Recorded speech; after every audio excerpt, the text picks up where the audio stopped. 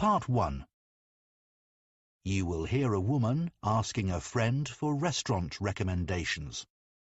First, you have some time to look at questions 1 to 4.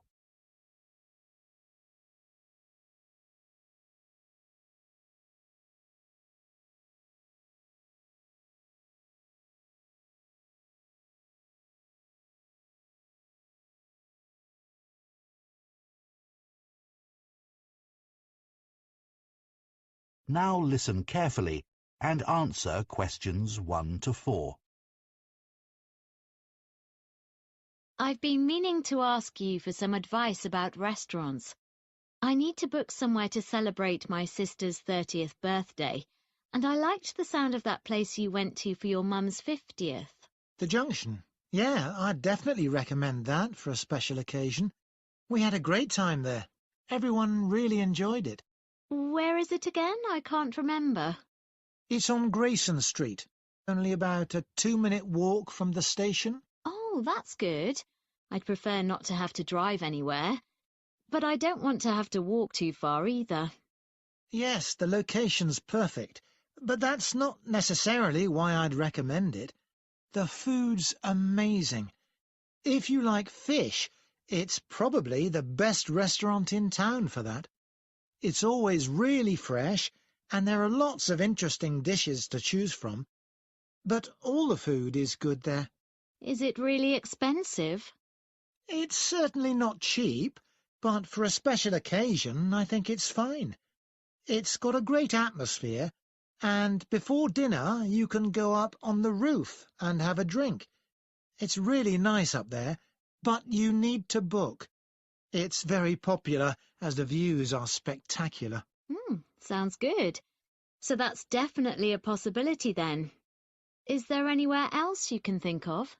If you want somewhere a bit less formal, then you could try Paloma.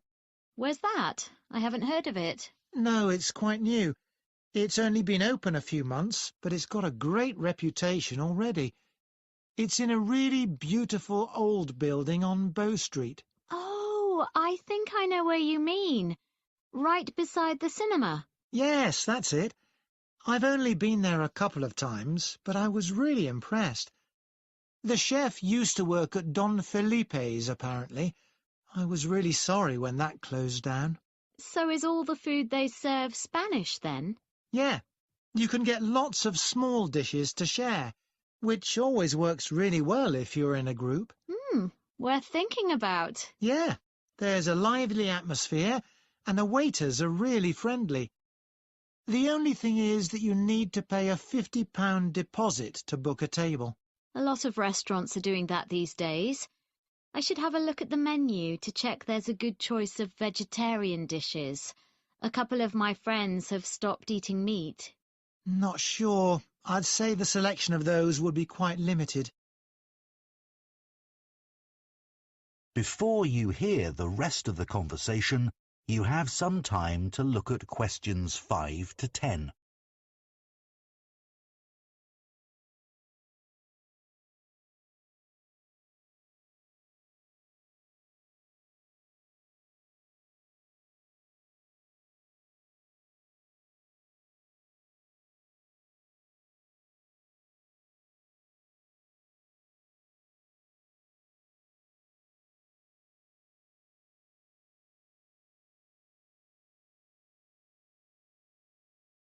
Now listen and answer questions 5 to 10. I've just thought of another idea. Have you been to the Audley? No, don't think I've heard of it. How's it spelt? Audley. You must have heard of it. There's been a lot about it in the press. I don't tend to pay much attention to that kind of thing. So, where is it exactly? It's in that hotel near Baxter Bridge, on the top floor. Oh, the views would be incredible from up there. Yeah, I'd love to go. I can't think of the chef's name, but she was a judge on that TV cookery show recently. And she's written a couple of cookery books. Oh, Angela Frayne. That's the one. Anyway, It's had excellent reviews from all the newspapers.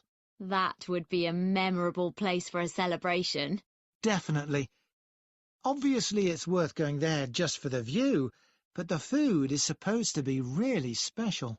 She only likes cooking with local products, doesn't she? Yes, everything at the restaurant has to be sourced within a short distance, and absolutely nothing flown in from abroad.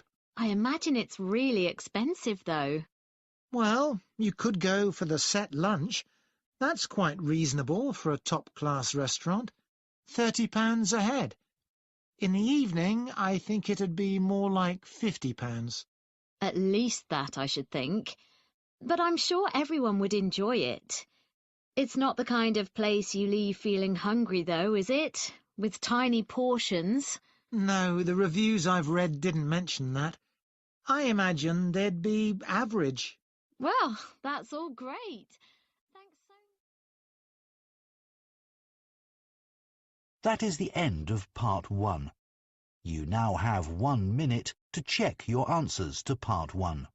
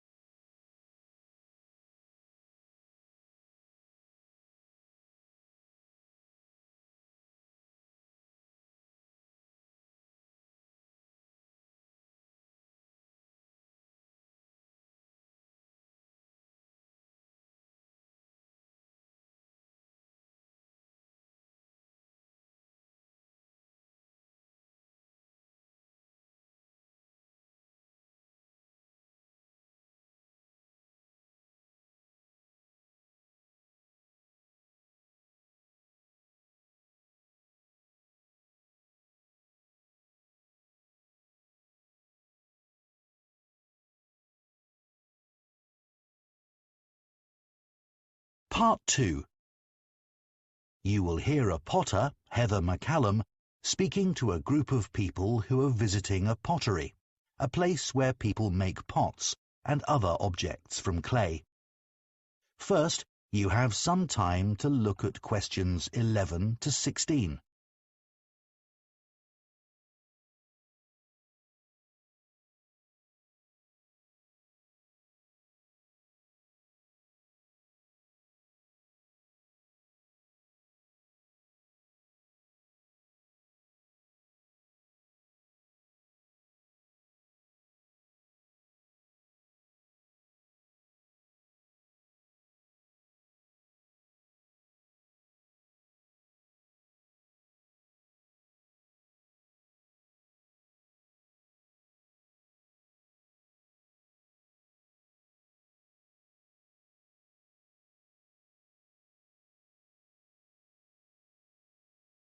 Now listen carefully and answer questions 11 to 16.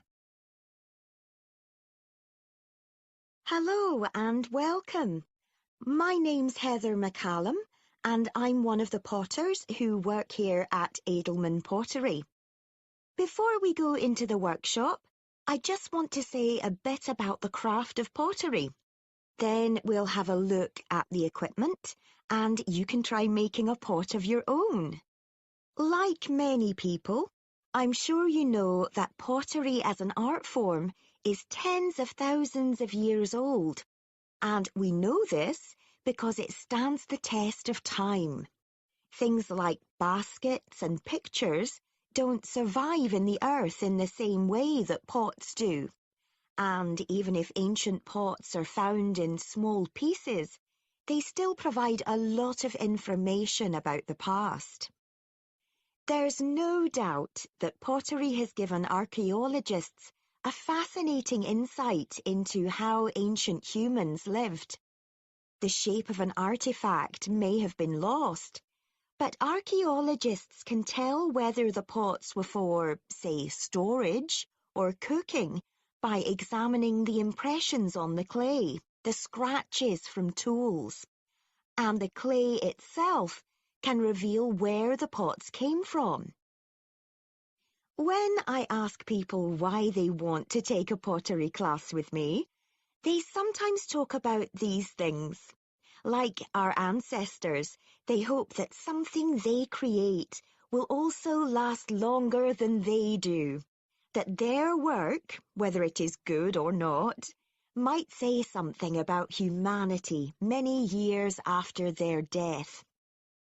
Of course, you will all have your own reasons for coming here.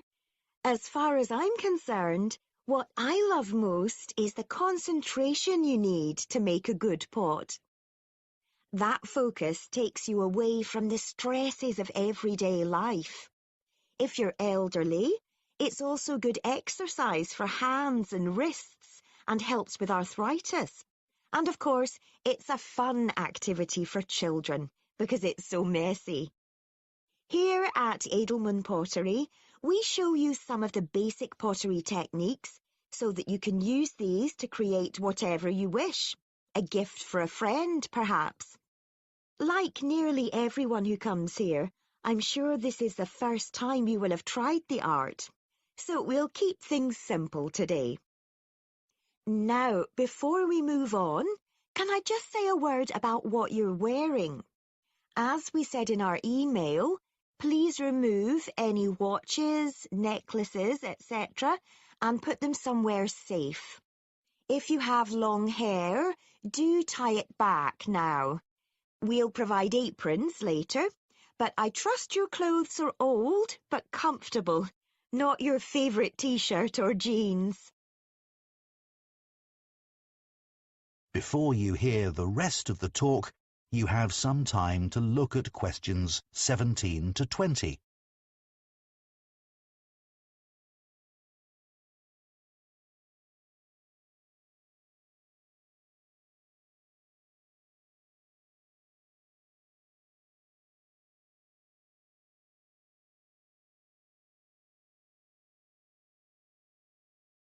Now listen and answer questions 17 to 20. So now we're in the workshop. Have a look around. There's a lot going on. To make pottery that will last, you need a potter's wheel, a kiln, which is basically a very hot oven where you fire the pottery, and some tools. So first, the kiln. If you look over in the far corner, you'll see one of ours. Since their invention, kilns have changed very little, though in the past 20 years, a lot of progress has been made in temperature control. Basically, a kiln removes the water from clay at temperatures of around 1,000 degrees Celsius. This allows anything you've made to set permanently in shape. It's a pretty ugly, heavy object that's hard to keep in a house or flat, so most people don't have one. You may think, can't I use my oven? Well, that's possible, but domestic ovens don't really get hot enough, and eventually the clay will crack and fall apart. Some people fire pottery in a fire pit outside, but bear in mind that can be dangerous. You also need to know about safety procedures for kilns, as they release toxic compounds into the air. Every potter needs a potter's wheel. This machine is used to shape the clay into an object with circular walls or sides, such as a bowl. Its invention revolutionized the pottery industry, allowing multiple items to be produced in a day. Lastly, there are a number of different tools that potters use, depending on what they want to make. When you start, your hands can make all kinds of shapes and curves without relying on a sculpting tool. However, there are some basic tools that you will need to handle the clay on the wheel. Some look very strange and have even odder names that you may find hard to remember. Rather than go through them all now, I'll just name a few tools as we go along. We can provide these, and I wouldn't recommend spending money on them yet.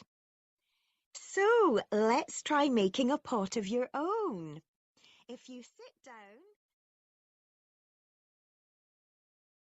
That is the end of part 2. You now have 30 seconds to check your answers to part 2.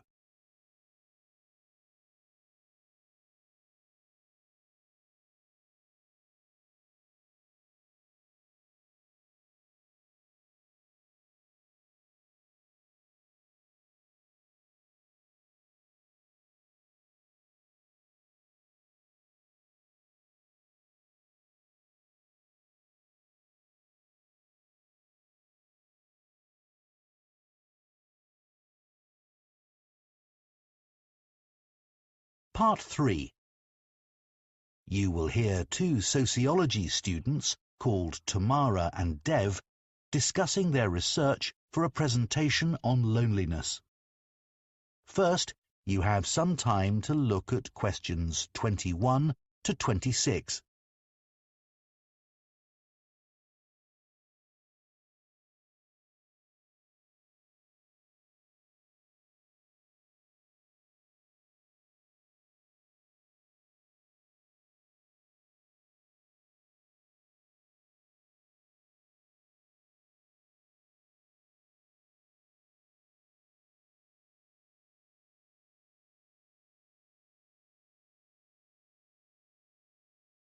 Now listen carefully and answer questions 21 to 26. Shall we go through the notes we've made from our research into loneliness now, Dev? OK, Samara. It's been a real eye-opener. I had no idea that loneliness has been increasing steadily for the last 20 years. I know. And it's the same all over the world. The downside of a modern lifestyle, I guess. Did you come to any conclusions about what the reasons for the increase are? Well, I'd assumed it was mainly an issue for the elderly, but in fact it's something which affects young people just as much. So nothing really to do with longer lifespans. What about social media? In my case, far from making me feel isolated, it actually does the opposite. It definitely does more good than harm. I'd say loneliness has a lot to do with the way cities are designed. People living in high-rise flats with not much opportunity to speak to their neighbours. I think you're right. Another possible reason is that people are having fewer children and don't live in large extended family groups. But in this country, anyway, that all changed decades ago. And yet, loneliness is a more recent problem. I suppose so. A more plausible explanation is that people are having to move around for work and often end up living miles away from their family and friends. That's true. Looking at the studies on health risks and loneliness, there are claims that loneliness has as much impact as smoking 15 cigarettes a day. Or similar to the risks caused by obesity. But I'm not sure there's enough evidence for some of these claims. Well, what about that one in Finland, which showed that loneliness increased the risk of cancer by about 10%? And those findings have been supported by other studies too. You're right about that one. I was actually thinking of the studies on dementia. Some found no association between loneliness and dementia, and others found the opposite. Not exactly reliable then. There's been a lot of research on cardiovascular disease and whether loneliness contributes to that. Yes, I read that it was hard to reach a judgment, as the definition of loneliness varied quite a lot, and the responses from participants were too subjective. But there's no doubt that loneliness contributes to a weakened immune system. Unquestionably. The data on that is sound. What did you think about the evolutionary theory of loneliness? Well, I thought the idea that loneliness evolved because it motivated people to be with other people quite convincing. Survival often depended on group cooperation. But I don't think there's enough evidence to claim that there must be a group of neurons in our brains which influence social behavior by making us feel bad when we're alone. There are a few studies which support the theory, but not conclusively enough. More evidence is needed. And anyway, this theory's not really useful when it comes to solving the problem of loneliness today. True. Before you hear the rest of the discussion, you have some time to look at questions 27 to 30.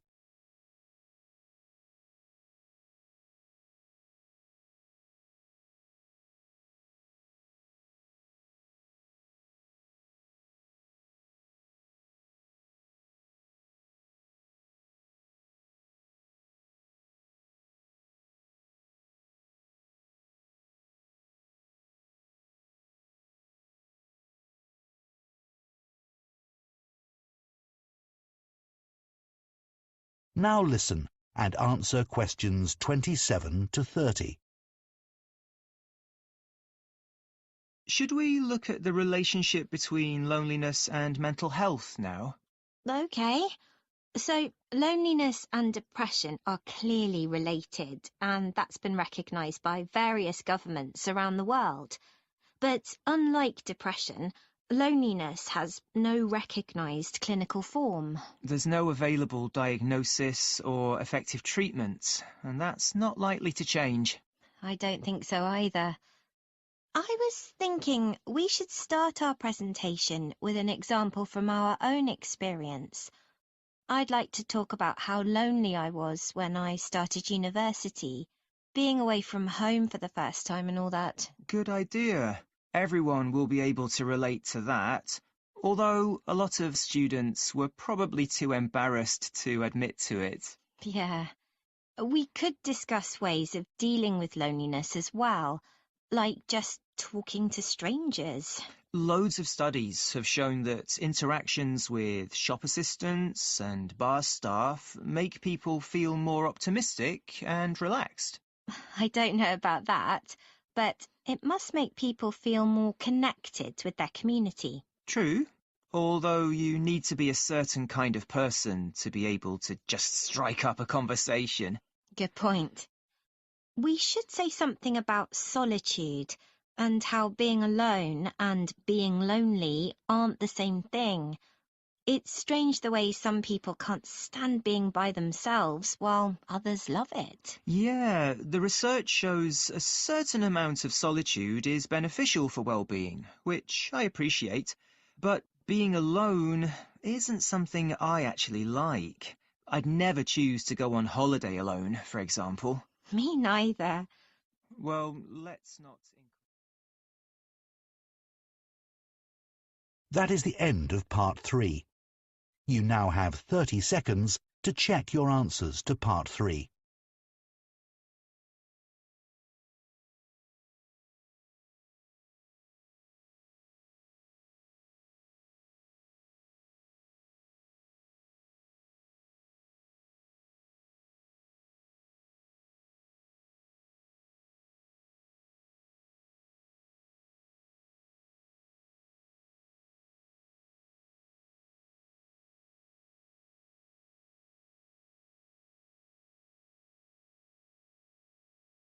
Part 4.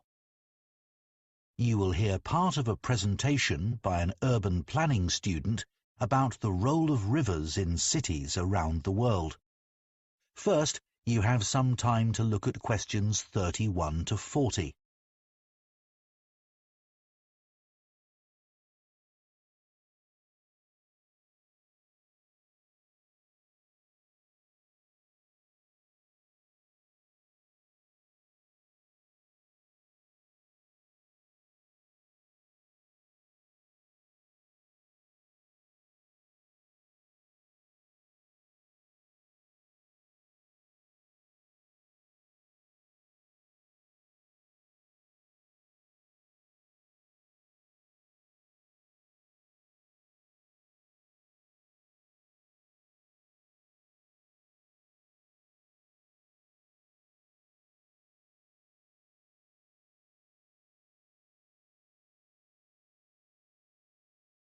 Now listen carefully and answer questions 31 to 40. It's quite hard to think of a city that doesn't have a big river running through it. If you think about the major cities in the world, Shanghai, New York, Mumbai, London, they're nearly all built on rivers. When these cities were established hundreds or even thousands of years ago, the rivers were a big part of people's lives. In 16th century London, the quickest way to get from one part of the city to another was by river. But people also used the river for fishing, as the water then was relatively clean, and they would also go on boat trips up and down the river just for pleasure, as a relaxing escape from the noise and bustle of the city streets. But as industries developed and populations increased, city rivers suffered. The rising number of people meant there was a huge increase in the amount of sewage discharged into the rivers. Rivers had always been used for this purpose, but when the number of inhabitants was so small, that wasn't such a problem. However, as cities grew to over 1 million inhabitants, the impact on the rivers became more serious. In addition, other types of pollution increased as factories were built beside the river and discharged their waste materials into the water. This got worse over time. As recently as 1957, scientists at London's Natural History Museum declared that the River Thames was dead in biological terms, as the water was too filthy to support any kind of life. But in recent years, as rivers lost their industrial function, cities have begun to recognize their true value and to take steps to clean them up. For example, the River Thames is now cleaner than it's been for 150 years. These days, you can see seals swimming in the water, and recently people had to try to rescue a whale, which had got lost and swum up the river from the sea by mistake. Unfortunately, they didn't succeed, but the problem was disorientation rather than the quality of the water. Then, all around the world, riverside areas are now seen as prime sites for development. Warehouses that were once used for storing goods are now being converted into expensive restaurants and also into apartments with river views, which are in great demand and sell for astronomical prices. In Los Angeles, on the west coast of the USA, an architect has plans to revitalize the banks of the river and to make a park there, which can provide facilities for sports as well as a natural environment for relaxing in. It's also hoped that the riverside can be used for other purposes. It's been proposed that facilities could be provided for displaying projects related to various kinds of art that have been produced by local people, for example. In the city of Paris, during the summer months of July and August, all the traffic is banned from the roads by the sides of the river, and the banks are transformed into beaches, where people can relax in deck chairs under potted palm trees, sunbathe, or buy a drink or a snack while enjoying the view.